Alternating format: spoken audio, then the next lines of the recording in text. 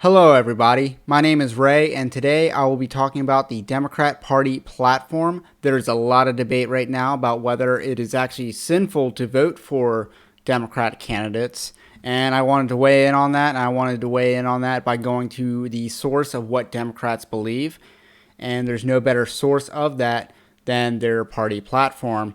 So that is what we'll be looking at today, and I believe that the Democrat Party is an instrument of evil and its main purpose is to spread wickedness.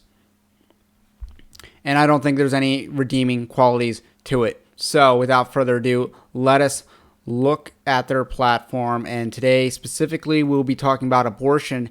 Now, I wanted to start off with abortion, but if you would leave a comment below in the comments section on what other topics that are in their platform you would like me to address. But I believe the first place to start is abortion because the fundamental right of life comes first before liberty and property. So I believe there's no better place to start. So without further ado, this is their platform.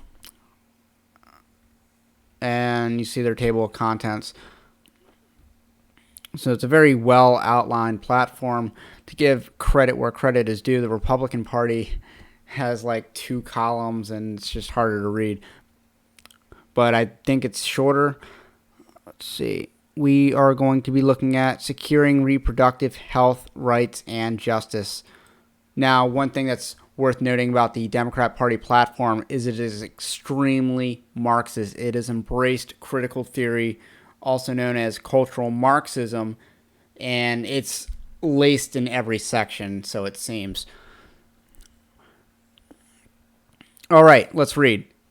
Democrats are committed to protecting and advancing reproductive health, rights, and justice. We believe unequivocally, like the majority of Americans, that every woman should be able to access high-quality reproductive health care services, including safe and legal abortions. We will repeal Title X domestic gag rules and restore federal funding for Planned Parenthood, which provides vital preventative and reproductive health care for millions of people, especially low-income and people of color and homosexuals and transvestites, including in undeserved areas. So, underserved, my bad. Already the Democrats are coming out staunchly pro-abortion. They believe in the safe and legal right to an abortion. And as a Christian, that's not true. Abortion should not be legal. And I don't care if it's safe. Because now we see a lot of unbiblical worldview here in this section. We see the intersectionality in this last line where they're trying to create a proletariat of low-income people, non-white people, homosexuals and transvestites. They're trying to create proletariat to coalesce around the issue of abortion. And, you know, that just comes from a non-Christian, anti-Christian worldview. Let us continue. Democrats oppose and will fight to overturn federal and state laws that create barriers to reproductive health and rights. We will repeal the Hyde Amendment and protect and codify the rights of reproductive freedom. We condemn acts of violence, harassment, and intimidation of reproductive health providers, patients, and staff. We will address the discrimination and barriers that inhibit meaningful access to reproductive health care services, including those based on gender, sexual orientation, gender identity, race, income, disability, geography, and other factors. Democrats oppose restrictions on medication abortion care that are inconsistent with most recent medical and scientific evidence and do not protect public health. So the Hyde Amendment doesn't actually do much, and the Democrats still want to repeal it. And then they, of course, they believe that abortion is a right. It is a freedom. And this is, you do not have the freedom to murder people. That is inconsistent with Christianity. That is wickedness. Woe to those who call good evil and evil good. And then once more, we see the intersectionality at play. This one also includes people who have disabilities as part of this proletariat class that Democrats want to create. And it seems like they would oppose any restrictions.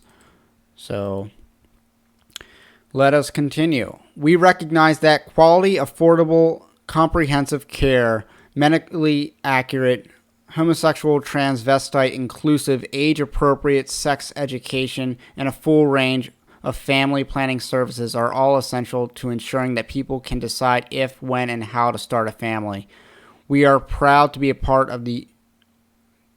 party of the Affordable Care Act, which prohibits discrimination in health care on the basis of sex and requires insurers to cover prescription contraceptives at no cost. These efforts have significantly reduced teen and unintended pregnancies by making it easier to decide whether, when, and how to have a child. So the Democrats are kind of offering a little olive branch to say that, our policies actually reduce abortion. And that's not true. If you want to look at a correlation between the abortion rate and the most likely independent factor is not red state, blue state, but actually how many abortion facilities there are. Like states like Texas and Florida, both red states, and they have a high number of abortion facilities.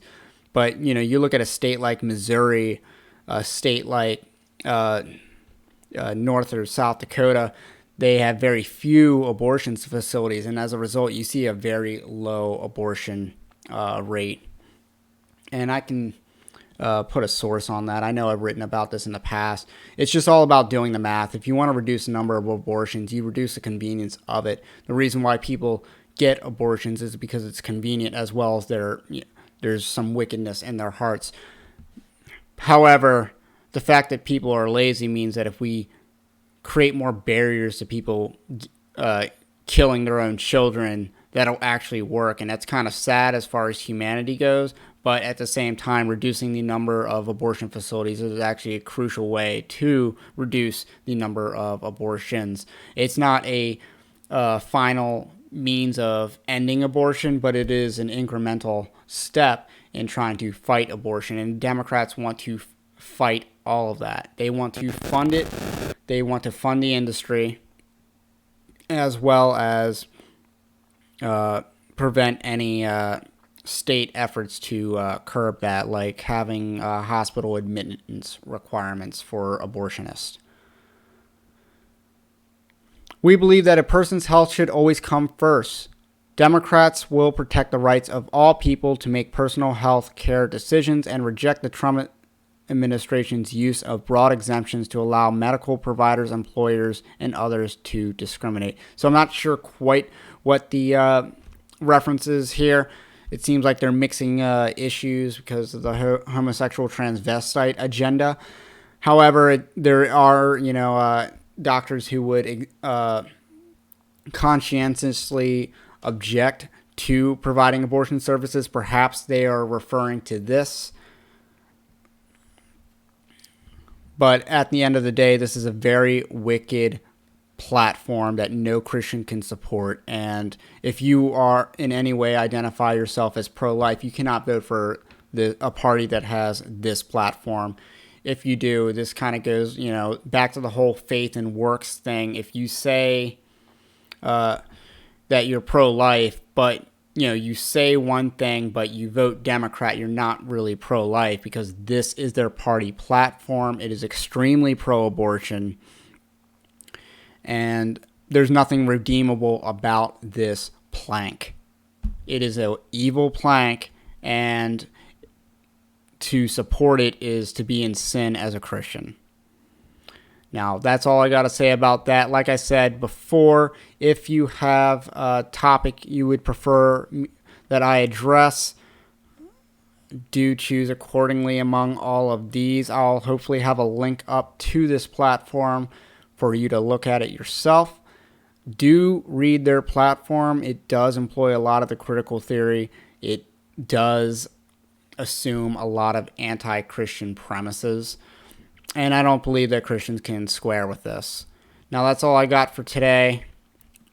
Like and subscribe, and I'll catch you on the next